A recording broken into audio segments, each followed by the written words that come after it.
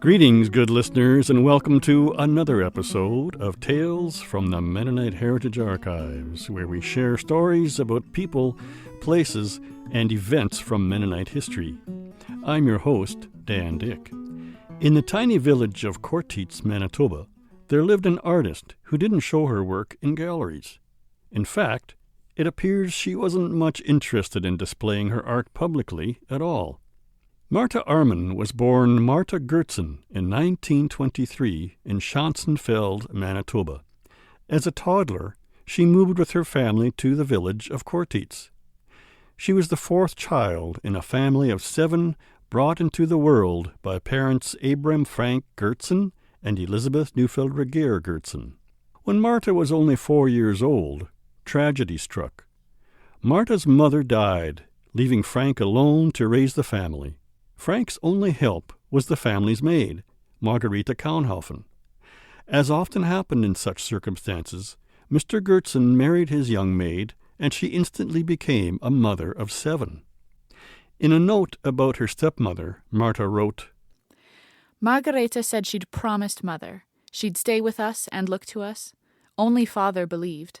She was, after all, only 16, red hair, blue eyes, and freckles. Loved to work outside more than inside, although she did that too. Marta's early years were rooted in the rhythms of rural life in a Mennonite community.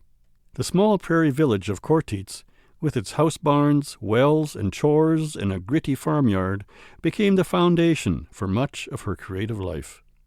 She sketched, painted in different mediums, wrote poetry, and told stories.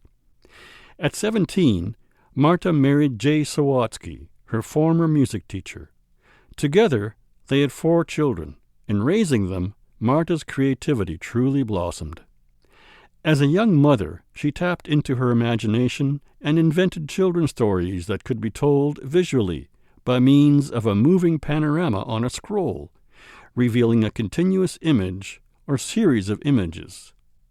Marta's son Richard was 5 years old when he saw his mother's painting of her vision of an ideal house on the back of a folding table. He couldn't believe anyone could create something so beautiful.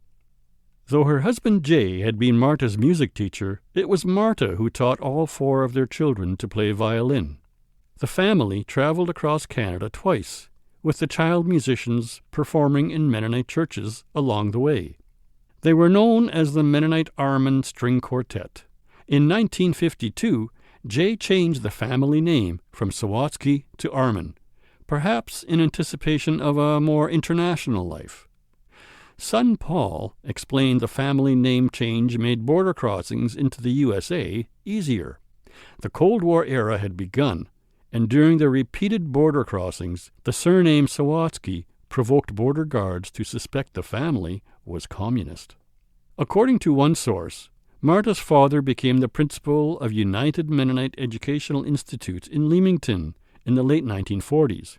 Whether the family moved with him or not is unclear, but another source lists the family home in Courtice under the Goertzen name until 1953. The family eventually settled in the Toronto area, but Marta's memories of her childhood in Courtice remain strong. I'll reveal more about that a little later in our story. By the mid-1960s, all 4 children were on music scholarships in Indiana. Each one of them went on to become renowned and accomplished professional musicians. Marta continued developing her skills across a wide span of media. Her styles ranged from folk to modern to abstract. Even her philosophical wisdom, expressed in handwriting, is compelling. On a small and heavy piece of paper, she wrote, The heavens are always open. They are one space with earth. It's that I'm more aware of it, or in a different way with you.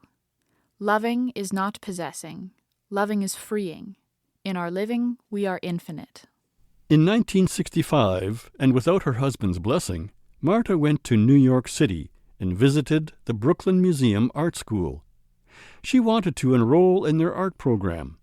Marta was in her early 40s. Her children were grown up, and she wanted formal training. When asked for a portfolio, she innocently inquired, "What's a portfolio?" Learning it was a sampling of her work, Marta said she'd return with her portfolio the next day.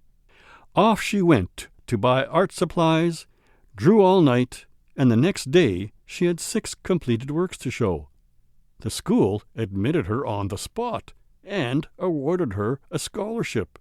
Marta's studies at the Brooklyn Museum Art School coincided with the time her son Paul attended the Manhattan School of Music. She and Paul would get together with Paul's friends, who accepted Marta as one of their own. For 18 months, Marta thrived among the community of bright young artists in New York. People she met cautioned her about the dangers of walking the Brooklyn streets alone. Marta responded by marching straight to the police station to ask officers for herself. They told her to act like you belong. She took their advice to heart and never had any trouble. After 18 months in New York, she returned home to Jay in Toronto, but she didn't stop learning. In time, Marta enrolled in the Toronto Artists' Workshop, where she studied design. In her 60s, Marta discovered quipus, an ancient system of knotted strings. Inca and Andean cultures use quipus for record-keeping and communication. The strings, with open ends symbolizing spiritual and intellectual openness, fascinated Marta. She explored quipus as an art form. It reflected how she saw the world, suggesting both a spiritual and intellectual connection. While recovering from surgery at age 65, Marta began sketching memories of her childhood and village life in Courtice. Her inspiration came as a result of a trip that Marta and her daughter Adele took to Manitoba. The visit brought back cherished moments of years gone by, when life was lived at a slower pace. In a handwritten note dated February 26, 1989, Marta explained that sketches were a form of self-therapy. Many of these are done with the left hand in attempt at strengthening the subtle muscles that control heart function. The purpose of these sketches was first of all as a kind of self-therapy following open heart surgery. Seeing the extreme fragility of life at such close quarters, I wanted both to thank those suddenly great people for this way of life that I had always taken for granted, and also show our children and grandchildren these connections with their historic past. I therefore can only invite you to look at them as extended family rather than art. Marta's therapeutic drawings depict family life, farming and food, work and play, and grief and resilience. One sketch shows a father comforting his children after their mother's death. Another captures the process of making Mennonite borscht. There are images of children playing with newly hatched baby chicks. There are depictions of zemlins, sod shelters partially dug into the prairie earth that the first Mennonite settlers lived in until they could afford timber homes. Marta left handwritten notes on many of her sketches, often in English, German, and Plattdeutsch, also known as Low German. These notes are sometimes humorous, sometimes tender, but always insightful. Without them, most observers wouldn't know what a manure presser is, or how ice cellars were built and used. Marta's drawings gave shape, sound, and color to her memories. They offer invitations to see the past, not as a faded history, but as something intimate, warm, and alive. In her later years, Marta and Jay lived in the St. Clair O'Connor community, a Mennonite residence in Toronto. She designed the home's logo and created artwork that remains on display in the building. One of her paintings is called "Our Grandmothers Took No Chances. They Brought Their Sunflower Seeds Along." Mennonites, Marta notes, brought sunflower seeds from Russia for snacks, but also for the beauty of the blooms. Her painting, outlined in sunflower petals, includes embedded scenes from her childhood village. It's a visual memory quilt, threaded with playfulness and affection. Another piece, called "My Grandmother's House at Schanzenfeld," shows her grandmother carrying a bucket and stepping from the gank. The gank is a corridor that joins the house to the barn in old-style house barns. A rooster, hen, and dog lays around the yard. A child wearing an apron brings a freshly picked bouquet to her grandmother. There is an axe on a woodblock, a well with a filled barrel beside it, cats approaching grandmother, and the top half of the barn door is open. It's simple and peaceful. The scene captures the mood so perfectly that one can almost hear birds singing and feel the warmth of the prairie sun. Marta's art went beyond canvas and sketchbook. She was also a storyteller. In the 1980s and 90s, she and Jay appeared regularly at storytelling events in Toronto. She shared tales from her childhood and family history with warmth and humor. During the 1986 Mennonite bicentennial commemorations at Toronto's harbourfront, Marta told a story about her Aunt Mary, whom she called Marie Maum in Low German.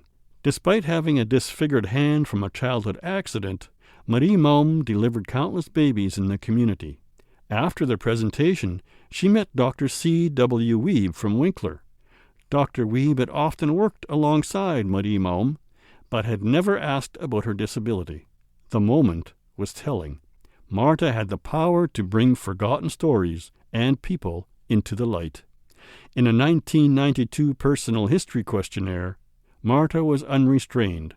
Asked for her mother's profession, she wrote, "Multi-talented village woman," followed by a series of stories.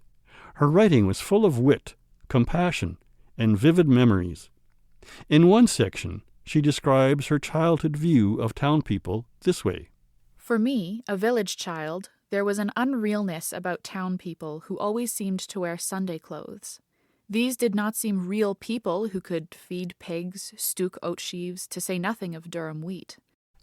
In a poem probably written after 1984, Marta further reveals her humor and affection for her roots. The poem is titled A Ramble into the ABCs of the Canadian Mennonite Villager's Life. A is for art school that saved my sanity after our children, all four, left home at once. For achoo, well, bless you, and Armin and more, Altkolonier neighbors and friends and Alpenkreute. D is for dripstje, meaning just a wee drop, Blausendripstje, coffee or tea. Marta signed her works with her birth name, Goertzen, claiming her voice and heritage. She passed away on August 20th, 2009, but her heart song remains. Adele, Marta's daughter, briefly displayed her artwork after her death. Many of the sketches were completed during Marta's recovery from open heart surgery. Praise for her work compelled Adele to donate a collection of about 60 of her mother's sketches to the Mennonite Heritage Archives in Winnipeg. The series offer vivid, detailed glimpses into the rural life of the village of Courtice in the 1920s and 30s. To see some of her art, or to hear this episode again, visit mharchives.ca. If you have questions or comments about this program, email us at info@mharchives.ca. Hello, I'm Archivist Conrad Stace. The Mennonite Heritage Archives is a community-supported memory center that relies on donations from community members like you. To support this program and the preservation of Mennonite history, visit mharchives.ca and click on Support, or give us a call at 204-560-1998. Thanks also to our partners, Canadian Mennonite University, the Centre for Transnational Mennonite Studies, Mennonite Church Canada, and Golden West Radio. In upcoming episodes, our storytelling mission will focus on prolific author and poet Peter J. Clausen, a teacher, minister, and farmer who arrived in Canada in 1925. We're also doing research for stories about Mennonite inventors and innovators, the history of house barns in southern Manitoba, and more. In case you hear a rerun of an episode you've already heard, it means we're taking a wee break to tend our gardens, do some house painting, and maybe even take a short vacation. Today's story on Marta Armin was researched and written by Eleanor Choneboy. Sarah Dick described and organized Marta's collection and voiced Marta's words in this episode. Sarah said it's one of her favorite collections. I'm your host, Dan Dick. Tales from the Mennonite Heritage Archives will be back next week with more stories about people, places, and events from Mennonite history. Thanks for listening.